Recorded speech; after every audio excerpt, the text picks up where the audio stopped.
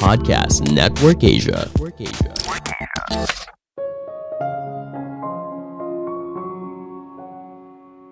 Buku yang baik akan mengajarkanmu soal dunia dan juga dirimu sendiri. Tidak hanya menjadi lebih pintar, tapi juga lebih bijaksana. Halo semuanya, nama saya Michael. Selamat datang di podcast saya, Sikutu Buku. Kali ini saya akan bahas buku How to Read a Book karya Mortimer J. Adler. Sebelum kita mulai, buat kalian yang mau support podcast ini agar terus berkarya, caranya gampang banget. Kalian cukup klik follow.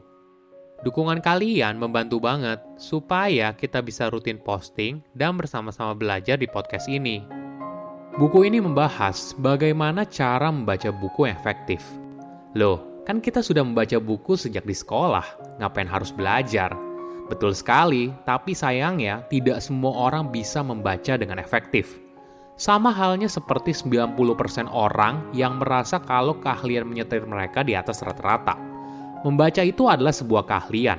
Sama seperti keahlian yang lain, kamu juga bisa meningkatkan keahlian ini, tidak peduli kalau kamu memang sudah mulai membaca dari kecil atau belum.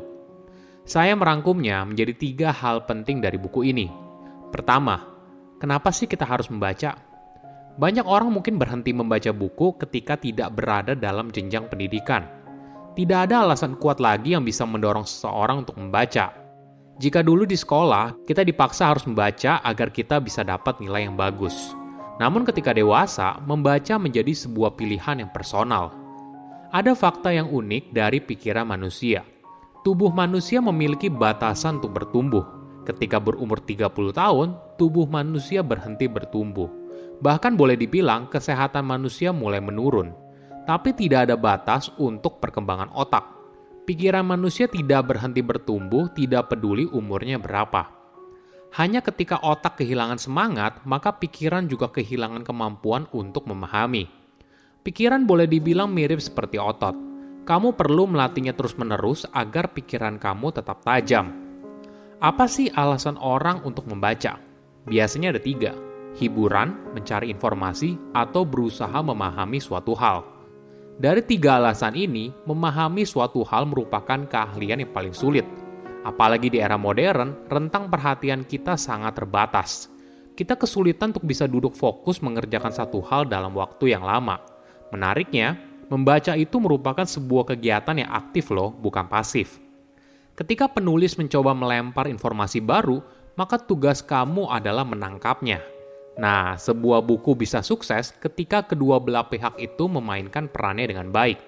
Semakin aktif kamu dalam membaca, maka keahlian kamu semakin baik. Pada akhirnya, kamu menyerap banyak informasi dan bisa melihat dunia dari sudut pandang yang berbeda. Pertanyaannya, bagaimana kita bisa membaca secara aktif? Mungkin kamu melihat membaca sebagai cara kamu berinteraksi dengan penulis. Jadi ketika membaca sesuatu, usahakan datang dengan pikiran terbuka dan sadarilah kalau buku itu ditulis oleh manusia, pasti ada hal yang tidak sempurna. Jangan juga menerima semua yang tertulis dan menganggapnya sebagai sebuah fakta yang benar. Coba periksa kembali dan cek kebenarannya. Tips lain untuk membaca secara aktif, misalnya kamu bisa memberikan stabilo pada beberapa kalimat yang menurut kamu bagus, atau memberikan tanda pada beberapa halaman yang kamu sukai. Kamu juga bisa menghubungkan pembahasan dari satu bab ke bab lainnya. Ini adalah cara kamu berinteraksi dengan penulis.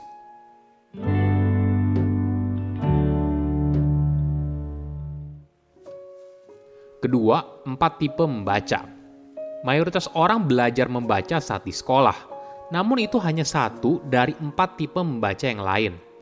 Penulis menjelaskan kalau membaca itu tidak hanya seperti yang kamu ketahui. Ternyata punya beberapa tipe yang berbeda. Pertama, elementary reading. Ini adalah tipe membaca yang kita pelajari saat masih sekolah. Kita belajar untuk memahami kata dan berusaha memahami apa yang tertulis lalu membaca ulang. Walaupun begitu, kita bisa meningkatkan kemampuan kita yaitu membaca dengan kecepatan yang sesuai. Kamu bisa latihan membaca sebuah kata, lalu menggunakan jari atau pensil untuk menunjuk kata tersebut dengan kecepatan yang sedikit lebih cepat dari yang biasanya. Lama-kelamaan, kecepatan membaca kamu akan semakin cepat dan kamu akan mengurangi kebiasaan buruk membaca dalam hati.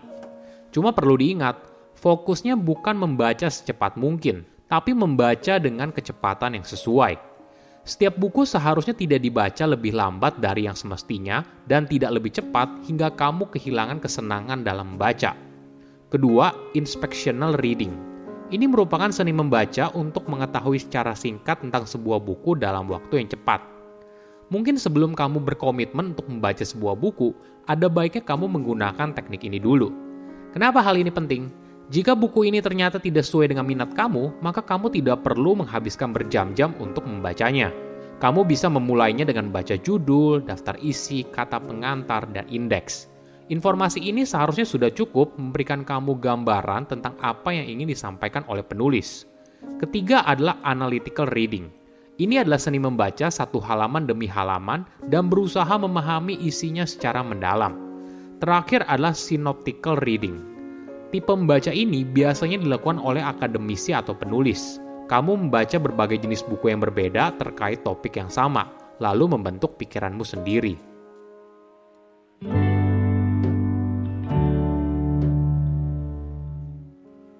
Ketiga, cara membaca buku yang tepat. Bagaimana cara memahami sebuah buku dengan lebih baik? Seorang penulis boleh dibilang merupakan seseorang yang menjual ide. Nah, untuk menilai apakah ide tersebut bermanfaat buat kamu atau tidak, coba lihat kata kuncinya. Biasanya kata kunci ini ditulis berulang-ulang, ditandai dengan garis bawah atau tebal. Di bagian awal, penulis juga seringkali menjelaskan hal ini sebagai tema bukunya. Jika sudah, kamu bisa mulai memahami inti pesan dari buku itu apa. Kamu bisa melihatnya dari berbagai argumen yang berusaha dibangun oleh penulis. Dari situ, cobalah buat kalimat sendiri yang menggambarkan inti pesan yang ingin disampaikan oleh penulis. Cara ini untuk mengetes, kamu paham gak apa yang ditulis? Jika kamu bisa menyusun dengan kalimat sendiri, boleh dibilang kamu cukup memahami apa yang disampaikan. Kalau sudah selesai baca, terus ngapain? Membaca buku bukan hanya menyerap informasi yang disampaikan oleh penulis. Di sisi lain, kamu juga bisa menilai kualitas dari karya tersebut. Coba tanyakan kepada dirimu sendiri, apakah benar yang disampaikan oleh penulis? Apakah argumen yang dibuat itu berdasarkan fakta? Apakah cerita tersebut ditulis dengan urutan yang benar? Cuma sebelum kamu berkomentar, kamu harus memahami dulu apa yang ingin penulis sampaikan. Oke, apa kesimpulannya? Pertama, membaca itu pilihan. Banyak orang mungkin berhenti membaca buku ketika tidak berada dalam jenjang pendidikan. Tidak ada alasan kuat lagi yang bisa mendorong seseorang untuk membaca. Jika dulu di sekolah, kita dipaksa harus membaca agar bisa dapat nilai bagus. Namun ketika dewasa, membaca menjadi sebuah pilihan yang personal. Kedua, alasan seseorang membaca. Biasanya ada 3 alasan, hiburan, mencari informasi, atau berusaha memahami suatu hal. Dari 3 alasan ini, memahami suatu hal merupakan keahlian yang paling sulit. Apalagi di era modern, rentang perhatian kita sangat terbatas. Kita kesulitan untuk bisa duduk fokus mengerjakan satu hal dalam waktu yang lama. Ketiga, memahami buku dengan lebih baik. Seorang penulis boleh dibilang seorang yang menjual ide.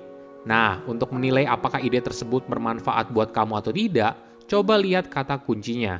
Biasanya kata kunci ini ditulis berulang-ulang, ditandai dengan garis bawah atau tebal. Di bagian awal, penulis juga seringkali menjelaskan hal ini sebagai tema utama bukunya.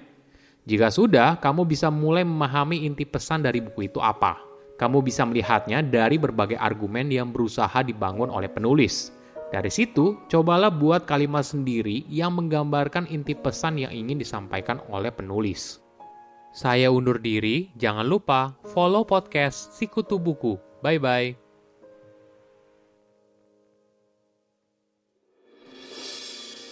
Halo, gimana episode barusan? Semoga suka ya. Abis ini mau gak dengerin cerita seru dari Dewa-Dewi Yunani? Nah, pas nih, buat kalian para pecinta mitologi Yunani, langsung aja mampir ke podcast Mitologi Santuy. Di sini kamu bisa dengerin cerita-cerita dari mitologi Yunani yang seru, tapi dibawakan secara santai. Jadi gak bakalan bosen. Ditunggu ya di podcast Mitologi Santuy.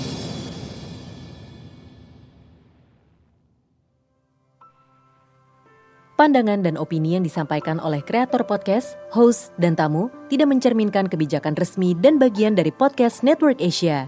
Setiap konten yang disampaikan mereka di dalam podcast adalah opini mereka sendiri dan tidak bermaksud untuk merugikan agama, grup etnik, perkumpulan, organisasi, perusahaan, perorangan, atau siapapun dan apapun.